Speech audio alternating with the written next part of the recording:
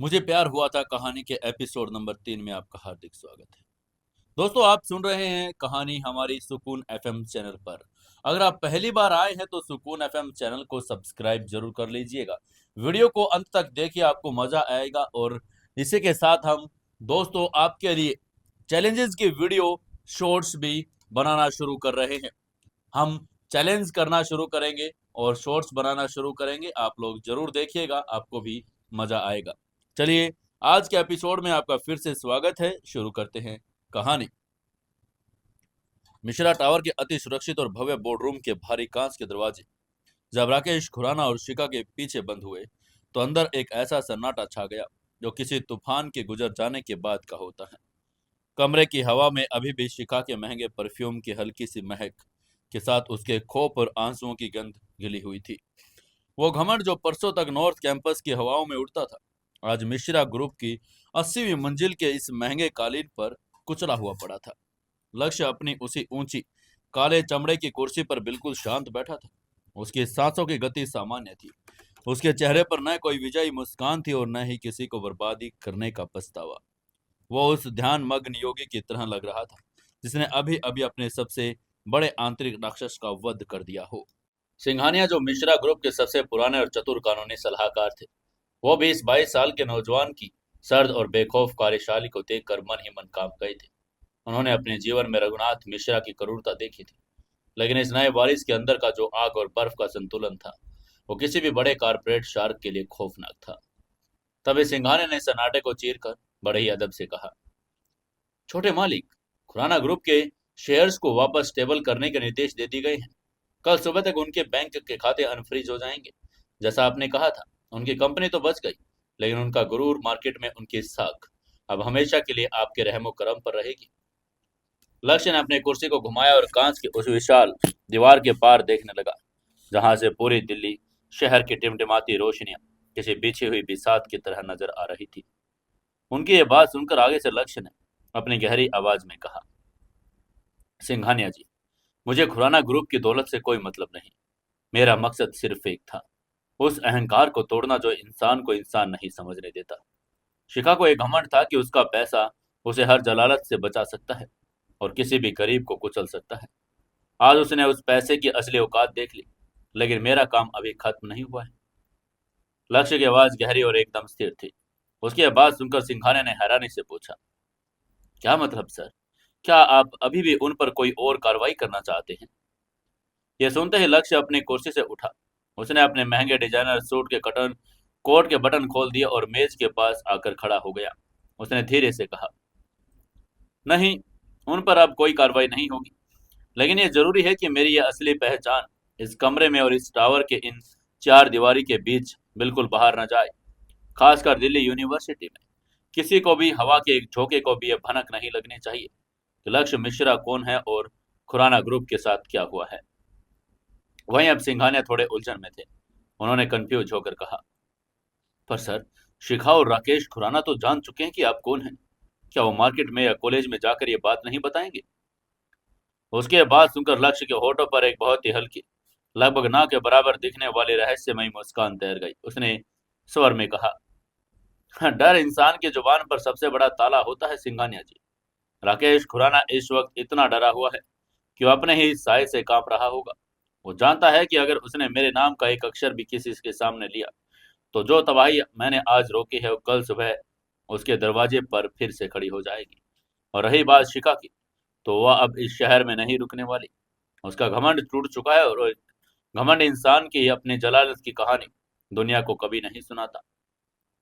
उसकी ये बात सुनकर सिंघानिया ने सिर हिलाकर सहमति जताकर कहा, आप बिल्कुल सही कह रहे हैं सर, लेकिन आप खुद को कब तक इस तरह छुपा कर रखेंगे?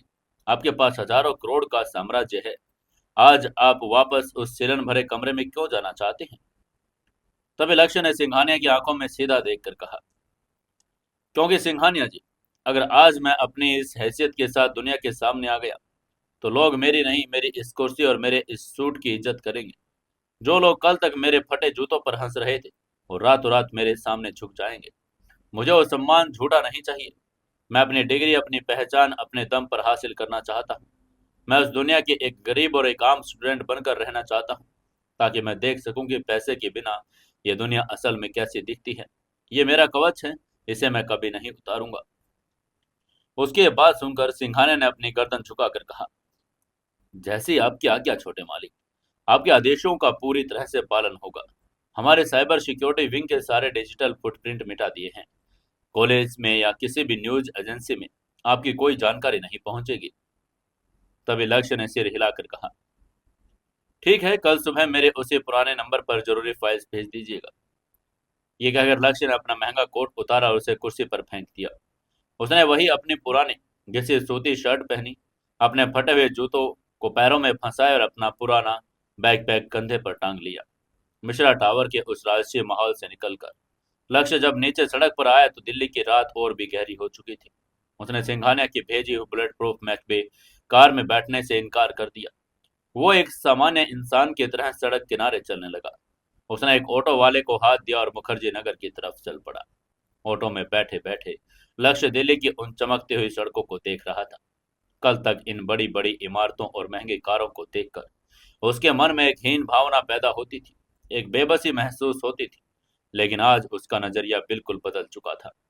आज वो जानता था कि ये सारी चकाचौंध कितनी खोखली है। जिसे लोग ताकत समझते हैं, वो ताकत असल में कांच की दीवार की तरह होती है, जिसे टूटने में एक सेकंड का वक्त नहीं लगता। ऑटो मुखर्जी नगर की उन संकरी और बदबूदार गलियों के मुहाने पर आकर रुका। लक्ष्य ने ऑटो वाले को पैसे दिए और अपनी उस तंग गली में पैदल चलने लगा। ये गली हमेशा की तरह सीलन और खुले हुए सीवर, आसपास के ढाबों से आने वाली तड़के की महक से भरी हुई थी। लक्ष्य अपने उस 10 बाय 10 के कमरे में सामने पहुंचा। उसने अपनी जेब से एक पुरानी चाबी निकाली और जंग लगे ताले को खोला। कमरे के अंदर आते ही सीलन और पुरानी किताबों की वो जानी पहचानी गंध उसके नथुनों में भर गई। छत से पपड़ी गिरकर नीचे जमीन पर पड़ी हुई थी। कोने में एक मटमैले पानी की बाल्टी रखी थी, जिस पर नल ने एक एक बूंद पानी टपक रहा था। टप टप टप। कल तक ये आवाज उसे अपनी गरीबी का ताना मारती थी, लेकिन आज यही आवाज उसे एक अजीब सा सुकून दे रही थी। ये कमरा अब उसके लिए कोई मजबूरी नहीं था, ये एक चुना हुआ एकांत था। ये कमरा उसका वो अखाड़ा था जहां उसने खुद को मजबूत किया था। लक्ष्य उस कठोर खटिया पर लेट गया। उसने छत पर घूमते हुए उस पुराने पंखे को देखा जो खड़खड़ की आवाज कर रहा था। उसके दिमाग में शिखा का वो डरा हुआ चेहरा घूम रहा था, जब वो घुटनों के बल गिरकर रो रही थी। लक्ष्य ने अंधेरे कमरे में बुदबुदा कर कहा, तुम्हें लगता था शिखा की तुम्हारी दुनिया ही इकलौती सच्चाई है। तुम्हें लगता था कि तुम एक दिन में 10,000 रुपए उड़ाकर दुनिया की सबसे ताकतवर इंसान बन गई हो। लेकिन जिंदगी इतनी आसान नहीं है। तुमने मेरा दिल तोड़ा था, मैंने तुम्हारा भरम तोड़ दिया। लक्ष्य ने अपनी आंखें बंद की और एक बहुत ही गहरी सुकून भरी नींद में चला गया। महीनों बाद यह पहली रात थी जब उसके सीने पर किसी तरह का कोई बोझ नहीं था। न कल की चिंता थी और न ही किसी के द्वारा दी गई जलालत का दर्द। अगली सुबह जब दिल्ली यूनिवर्सिटी का नॉर्थ कैंपस खुला तो सूरज की किरणें हमेशा की तरह सुनहरी थी। हवा में सदियों से हल्की सी दस्तक थी और पेड़ों के पत्ते मध्यम हवा में झूम रहे थे। बाहर से देखने पर सब कुछ बिल्कुल वैसा ही था जैसा हमेशा होता है।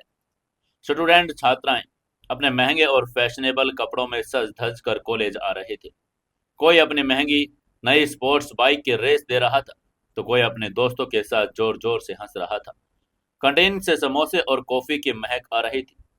लक्ष्य ने सुबह जल्दी उठकर उसे नल के ठंडे पानी से स्नान किया। उसने अपनी पुरानी धुंधली पड़ चुकी चेक वाली शर्ट पहनी, जिसका कॉलर पीछे से थोड़ा उधड़ गया था।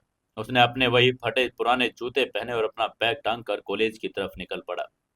रास्ते में वो उसी मुखर्जी नगर के एक छोटे से टी स्टोर पर रुका, जहां वो रोज 5 रुपए की चाय पीता था।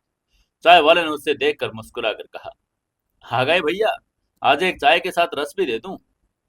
आगे से लक्ष्य ने हक के मुस्कान के साथ कहा, हाँ काका दे दो। चाय पीते वक्त लक्ष्य ने अपने आसपास के उन स्टूडेंट्स को देखा जो आईपीएस आईएएस बनने के लिए सपने आंखों में वहां लेकर खड़े थे। ये सब कितनी मेहनत कर रहे थे। लक्ष्य को अब उन सब से एक अजीब सा जुड़ाव महसूस हो रहा था।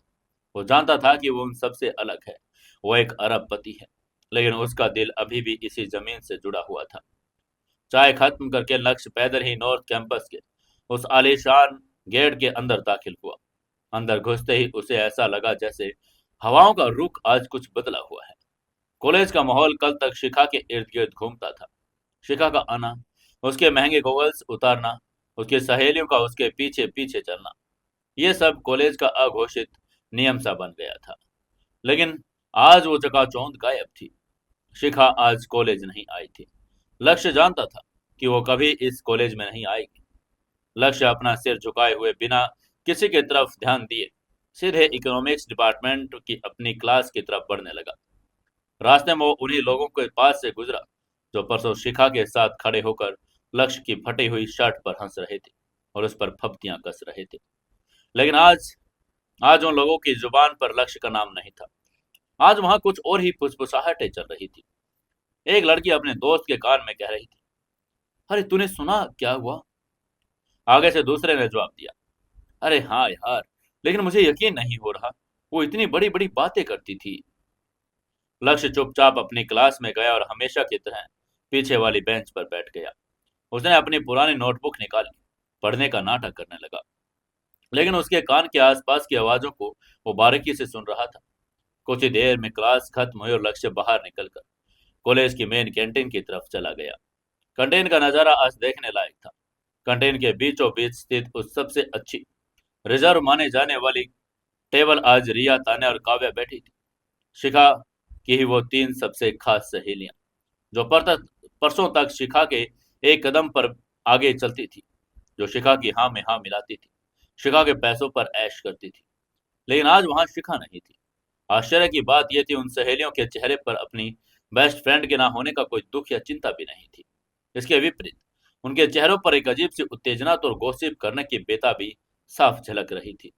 उनकी टेबल के आसपास कॉलेज के 10-15 और लड़के लड़कियां जमा हो गए, जैसे वो किसी बहुत बड़े रहस्य का पर्दाफाश सुनने के लिए इकट्ठा हुए हों। लक्ष्य कैंटीन के एक दूर कोने में जाकर बैठ गया। उसने वेटर को बुलाकर एक सादी चाय का ऑर्डर दिया और चुपचाप उस टेबल की तरफ देखने लगा। रिया, जो अब अपनी ग्रुप लीडर बन चुकी थी, बहुत ही नाटकीय ढंग से हाथों को नचा नचा कर कुछ बता रही थी। उसकी आवाज इतनी ऊंची थी, लक्ष्य तक साफ पहुंच रही थी। रिया ने अपनी कोल्ड कॉफी का एक घूंट लिया और बोली, अरे तुम लोगों को क्या पता, कल जो तमाशा हुआ है ना, हर्षल लैन के उस द एलिट लाउंज में, मैं तो शर्म के मारे पानी पानी हो गई थी। उसकी ये बात सुनकर आगे से एक लड़के ने उत्सुकता से पूछा, अरे हुआ क्या यार, सच सच बताओ। हमने तो सुना है बहुत कुछ कि शिखा के डैड बैंकरप्ट हो गई। तभी तान्या ने बीच में कूद कर कहा, बैंकरप्ट? अरे बैंकरप्ट तो बड़ी छोटी बात है, वो लोग तो सड़क पर आ गए हैं, सड़क पर। कल हम सब कैफे में थे, शिखा मैडम हमेशा कितना अपना वो चोर दिखा रही थी। उसने 25,000 का बिल बना दिया और जब वो पेमेंट की बारी आई तो मैडम ने अपना वो प्लेटिनम कार्ड निकाला, जिसे वो हम सबको दिखाकर चिढ़ाती थी। ये कहते हुए ताना ने हंसकर ताली बजाई और आगे कहा, और पता है क्या हुआ? कार्ड डिक्लाइन हो गया। मशीन ने जोर जोर से बीप किया और लाल बत्ती जल गई। इसी के साथ पूरा टेबल एक जोरदार ठहाका के साथ गूंज उठा। जो लोग कल तक शिखा की चापलूसी करते नहीं थकते थे, आज वो उसी की बर्बादी की कहानी पर तालियां पीट रहे थे। लक्ष्य अपने चाय का कप हाथ में लिए सब देख रहा था। उसे इंसान की इस नंगी सोच पर कोई अचंभा नहीं हो रहा था। ये वो खोखली दुनिया थी जिसका पर्दाफाश उसने कल रात किया था।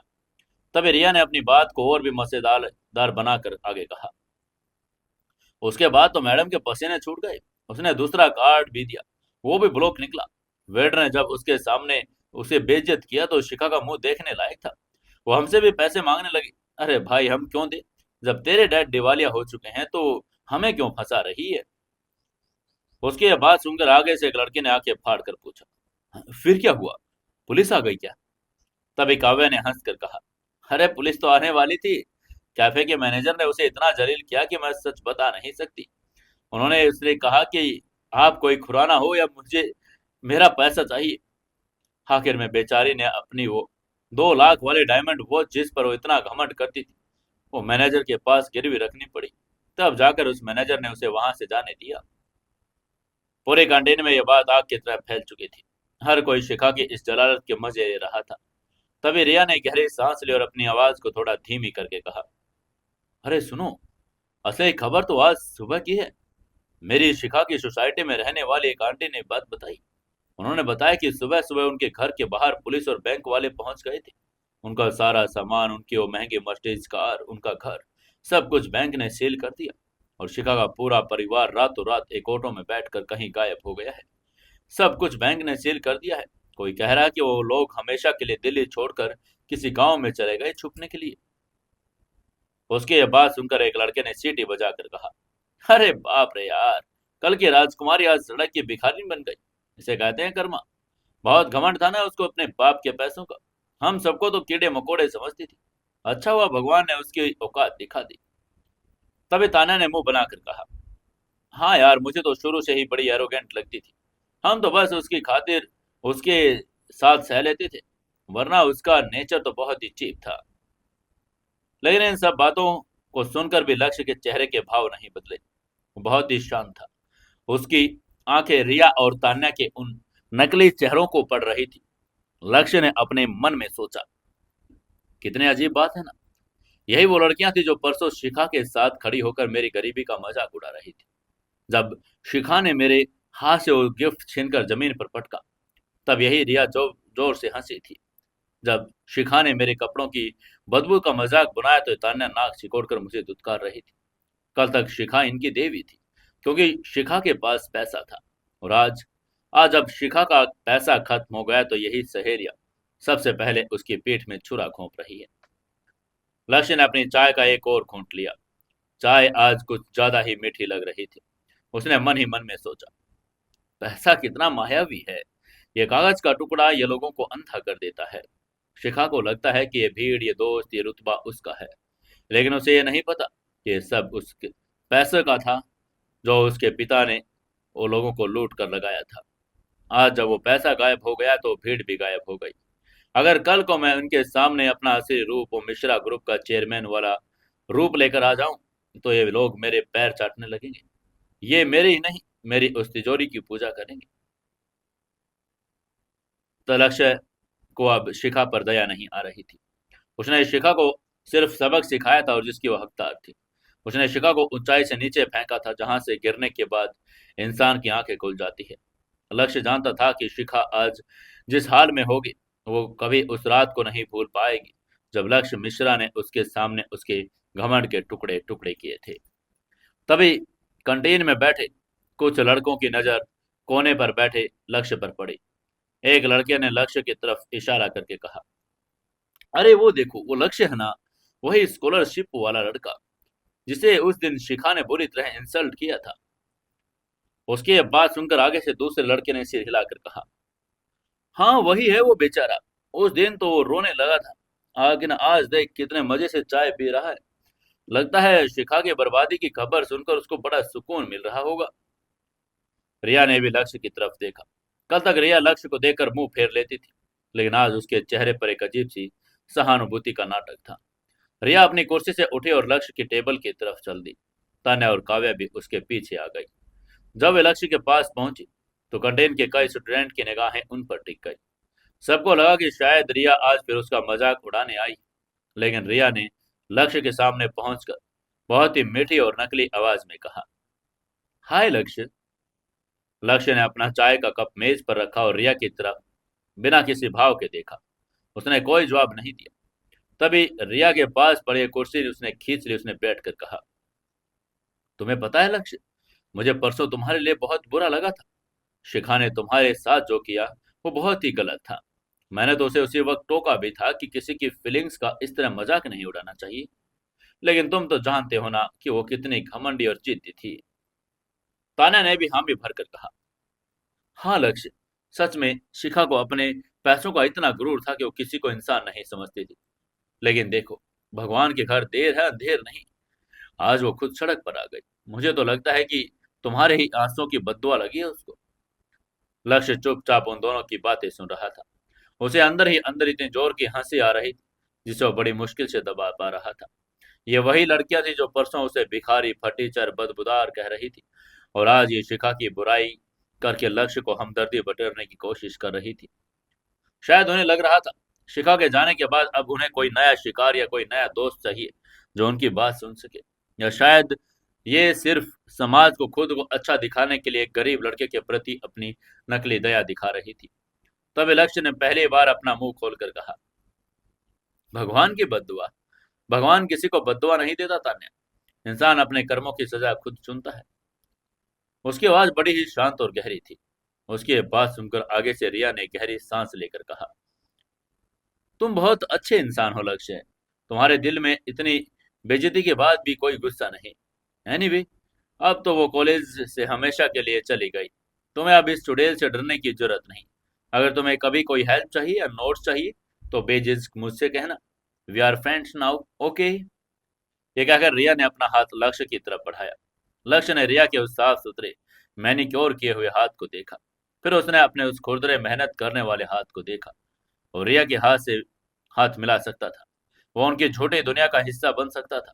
वो उन्हें बता सकता था कि जिस भगवान की बद्दुआ की वो बातें कर रही है, वो भगवान कोई और नहीं बल्कि वो खुद है, और इंडिया का सबसे शक्तिशाली नौजवान। लेकिन लक्ष्य ने ऐसा कुछ नहीं किया। उसने रिया के हाथ को पूरी तरह नजरअंदाज कर दिया। उसने अपना बैग उठाया और कंधे पर टांगा। सीधे खड़े होकर उन तीनों सहेलियों को देखा। उनकी आंखों में ऐसा गहरा और भेदने वाला तीखा व्यंग था जिसे देखकर रिया और तान्या के चेहरे पर अचानक मुस्कान गायब हो गई। लक्ष्य ने एक एक शब्द पर जोर देकर कहा, दोस्ती बराबरी वालों में होती है रिया। हम दोनों कभी बराबर नहीं हो सकते, क्योंकि तुम्हारी दुनिया कांच की तरह है जो बाहर से चमकती है, लेकिन एक पत्थर लगने पर टूट जाती है। और मेरी दुनिया इस जमीन की तरह है, जो दिखाती धूल भरी है और लेकिन तूफानों को सहने की भी ताकत रखती है। मुझे तुम्हारी झूठी हमदर्दी की कोई भी जरूरत नहीं है। यह कहकर लक्ष्य वहां से मुड़ा और कंटेन के बाहर निकल गया। वहीं रिया का हाथ हवा में रह गया। उसका चेहरा शर्मिंदगी से लाल हो चुका था। पूरे कंटेन में एक बार फिर सन्नाटा छा गया। किसी को यकीन नहीं हो रहा था। एक गरीब स्कॉलरशिप वाले लड़के ने कॉलेज की सबसे फैशनेबल अमीर लड़कियों के ग्रुप के लीडर की सरेआम बेइज्जती कर दी। तभी तान्या ने फुसफुसा कर कहा, हाउ रूड। ये गरीब लोग ना कभी नहीं सुधरेंगे। थोड़ी सी इज्जत क्या दे दो, सिर पर चढ़ जाते हैं। लेकिन लक्ष्य कैंटीन के दरवाजे से बाहर निकल चुका था। वो नॉर्थ कैंपस की उन चौड़ी सड़कों पर अकेला चल रहा था। उसके चेहरे पर अब साफ और स्पष्ट मुस्कुराहट थी। ये कोई घमंड की मुस्कुराहट नहीं थी, बल्कि एक विजेता की शांति थी। उसे अब किसी को कुछ भी साबित करना नहीं था। उसने शिखा को बर्बाद करके अंदर की आग को शांत कर लिया था। उसने शिखा के सहेलियों का असली चेहरा दिखाकर दुनिया की असलियत को समझ लिया था। अब यह सफर बिल्कुल साफ था। वो दिनों में अब मामूली स्टूडेंट बनकर इसे इस जलालत और संघर्ष के बीच पढ़ाई करेगा, ताकि उसकी जड़ें हमेशा जमीन से जुड़ी रहे। और रात को सीलन भरे कमरे में बैठकर वो अपने उसे पुराने लैपटॉप से दुनिया की सबसे बड़ी कंपनियों को किस्मत लिखेगा। वो दो जिंदगी जीने वाला था। एक वो दुनिया का बेचारा और गरीब लक्ष्य समझती थी, और दूसरी वो जो असल में ग्रुप मिश्रा का निर्विवाद सम्राट था। हवा का एक तेज झोंका आया। पेड़ों से कुछ पत्ते सूखे टूटकर लक्ष्य के फटे हुए जूतों के पास गिरे। लक्ष्य उन पत्तों को रोंद कर अपने कदम आगे बढ़ा दिए। लक्ष्य ने आसमान की तरफ देखकर मन ही मन में कहा, खेल तो अब शुरू हुआ है। शिखा तो सिर्फ एक मोहरा थी जिसे मैंने बिसात से हटा दिया। असली लड़ाई तो अब इस दुनिया से है, जो सिर्फ कपड़ों और पैसों पर इंसान की कीमत तय करती है। मैं इस पूरी व्यवस्था को बदल कर रख दूंगा, और ये शुरुआत इसी पुरानी शर्ट और इन फटे जूतों के साथ होगी। उसकी एक खामोश मुस्कुराहट दिल्ली की उन तेज धूप में और ज्यादा गहरी हो गई। एक नया युग शुरू हो चुका था। एक ऐसा युग जिसमें सत्ता महल के आलीशान कमरों में नहीं, बल्कि मुखर्जी नगर के एक सीलन भरे कमरे में चलने वाली थी। दुनिया को इसकी भनक तक नहीं लगेगी, और जब तक लक्ष्य मिश्रा खुद इस रहस्य से पर्दा नहीं उठाएगा। वो पूरा दिन ऐसे ही निकल गया। अगली सुबह दिल्ली की उस ठंडी और ओस से भीगी सुबह में एक अलग ही ताजगी थी। आसमान में सूरज की किरणें अभी पूरी तरह खिली नहीं थी। हल्की हल्की धुंध ने मुखर्जी नगर की उन संकरी और सीलन से भरी गलियों को अपने आगोश में ले रखा था। लक्ष्य अपने उसी 10 बाई 10 कमरे छोटे में जाग गया था। रात भर मिश्रा ग्रुप के हजारों करोड़ के टेंडर्स, अंतरराष्ट्रीय व्यापारिक सौदे की फाइल को अपने अनक्रिप्टेड लैपटॉप पर निपटाने के बाद वो मुश्किल से 3-4 घंटे सो पाया था। लेकिन उसकी आंखों में नींद का कोई थकान या भारीपन नहीं था। शिखा ने अपने घमंडी पिता राकेश खुराना के गुरूर को खाक में मिलाने के बाद लक्ष्य के मन में एक अजीब सी शांति और एक ऐसा वैराग्य आ गया था जो उसे उसकी उम्र के बाकी नौजवानों से अलग अलग बनाता था। उसने अपनी खटिया से उठकर टपकते हुए नल के नीचे मुंह धोया। आईने में अपनी शक्ल देखकर उसने खुद से कहा, एक और दिन, एक और दिन इस दुनिया को इस दिखावे और फरेब के बीच खुद को साबित करने का। उसने अपनी वही पुरानी हल्की नीली रंग की सूती शर्ट पहनी जिसका कॉलर पीछे घिसा हुआ था, अपने फटे हुए जूतों के फीते कसे और अपना पुराना बैकपैक कंधे पर टांग लिया जिसमें अब दुनिया की सबसे ताकतवर अर्थव्यवस्था की चाबियां छुपी थी। जब वह बाहर निकला तो दिल्ली की सड़कें धीरे धीरे जाग रही थी। चाय की टपरियों से उठती भाप और रेडियो पर बजते पुराने गानों के बीच लक्ष्य पैदल ही दिल्ली यूनिवर्सिटी के नॉर्थ कैंपस की तरफ चल पड़ा। कॉलेज के मेन गेट के अंदर दाखिल होते ही हमेशा की तरह स्टूडेंट्स की भीड़, महंगी कारों का शोर और महंगे परफ्यूम की महक ने उसका स्वागत किया। शिखा के जाने के बाद कॉलेज का माहौल थोड़ा सा बदला जरूर था, लेकिन अमीरी और दिखावे की जो बीमारी इस कैंपस की हवाओं में घुली थी वह अभी वैसे की वैसी ही थी। लोग अभी भी ब्रांड, बैंक बैलेंस, स्टेटस के आधार पर एक दूसरे को आंकते थे। लक्ष्य सिर झुकाए हुए किसी के नजरों में आए बिना ही सीधे अपने डिपार्टमेंट की तरफ जा रहा था। लेकिन तभी एडमिनिस्ट्रेशन ब्लॉक के पास लगे विशाल नोटिस बोर्ड के सामने से गुजरते हुए उसके कदम अचानक ठिठक गई। भीड़ से थोड़ा अलग वहां एक लड़की खड़ी थी। ये कोई आम लड़की नहीं थी, लेकिन उसका पहनावा इस कॉलेज की चकाचौंध से इतना अलग था कि वो उस पूरी भीड़ से सबसे अलग और सबसे खास लग रही थी। उसने एक बहुत ही साधारण लेकिन बड़ा ही खूबसूरत सफेद रंग का सूती सूट पहना था जिस पर हल्के नीले रंग की चिकनकारी का काम था। उसके बाल बिना किसी महंगे हेयर स्टाइल्स में एक साधारण सी क्लिप में बंधे थे। कुछ लटे हवाओं में उड़कर उसके चेहरे को छू रही थी। उसके चेहरे पर मेकअप का एक कतरा नहीं था, फिर भी उसकी त्वचा पर एक ऐसा प्राकृतिक स्निग्ध चमक था जो किसी भी महंगे कॉस्मेटिक को मात दे सकती थी। उसकी आंखों में गहरी समझ और एक अजीब सी सादगी और एक ऐसा ठहराव था जिसे देखकर किसी की भी नजरें उस लड़की के चेहरे से नहीं हट रही थी। उसने आज तक दिल्ली यूनिवर्सिटी में कोई ऐसी लड़की नहीं देखी थी जो इतनी साधारण होकर भी इतनी प्रभावशाली लग रही हो। उसका आभा मंडल इतना पवित्र और शांत था कि लक्ष्य को एक पल के लिए लगा जैसे उसके आसपास का सारा शोर एकदम से थम गया हो। तभी लक्ष्य ठीक पीछे खड़े दो लड़कों की फुसफुसाहट उसके कानों में पड़ी। तभी पास खड़े एक लड़के ने कहा, यार ये लड़की देख रहे हो, कितनी सिंपल लगती है ना। तभी उसके पास खड़े एक लड़के ने व्यंग्यात्मक हंसी के साथ कहा, हाँ सिंपल, भाई तू शायद इसे जानता नहीं, ये निया है, निया शर्मा। ये नाम सुनते ही लक्ष्य के कान खड़े हो गए। निया शर्मा, ये नाम उसने सुना था। उसे पहले वाले लड़के ने अचरज में पूछा, निया शर्मा, वो कौन है? उसकी ये बात सुनकर आगे से दूसरे लड़के ने उसे समझा कर कहा, अरे भाई, ये देश के सबसे बड़े आईटी और telecom tycoon Sharma group of industry के मालिक देवर्ष शर्मा की इकलौती बेटी है। शिखा खुराना के बाप का जितना नेटवर्थ था ना, उतना तो इसके डैड हर साल चैरिटी में दान कर देते हैं। ये कॉलेज की बल्कि शायद पूरे दिल्ली की सबसे अमीर लड़की है। उसकी ये बात सुनकर पहले वाले लड़के की आंखें फट गई। उसने हैरान होकर कहा, क्या बात कर रहा है? इतनी बड़ी अरबपति की बेटी और ऐसे सूती कपड़े पहनकर ऑटो में धक्के खाकर कॉलेज आती है? इसके पास तो सिक्योरिटी गार्ड्स, बाउंसरों की फौज होनी चाहिए। ये तो कोई महंगी स्पोर्ट्स कार में आ सकती है। तभी दूसरे लड़के ने गहरी सांस लेकर कहा, अरे यही तो इस लड़की में अजीब बात है भाई। नेहा को अपने बाप के पैसों का रत्ती भर घमंड नहीं। वो हमेशा कहती है कि वो पहचान उसके पिता की है, उसकी नहीं। और तुझे पता है इसने किसी मैनेजमेंट कोटे या डोनेशन से एडमिशन नहीं लिया। इसने दिन रात मेहनत करके पूरे ऑल इंडिया एंट्रेंस एग्जाम को पास किया और पूरी तरह से स्कॉलरशिप पर यहाँ पढ़ने आई है। ये लड़की उन गरीब और जरूरतमंदों के लिए काम करने वाले एनजीओ चलाती है।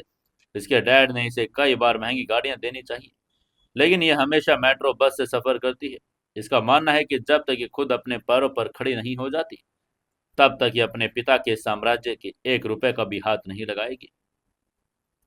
वही ये सब बातें सुनकर लक्ष्य का दिल जोरों से धड़कने लगा। उन लड़कों की ये बातें सुनकर उसके अंदर एक ऐसी भावना ने जन्म ले लिया था जो उसने पिछले कई महीनों में महसूस नहीं की थी।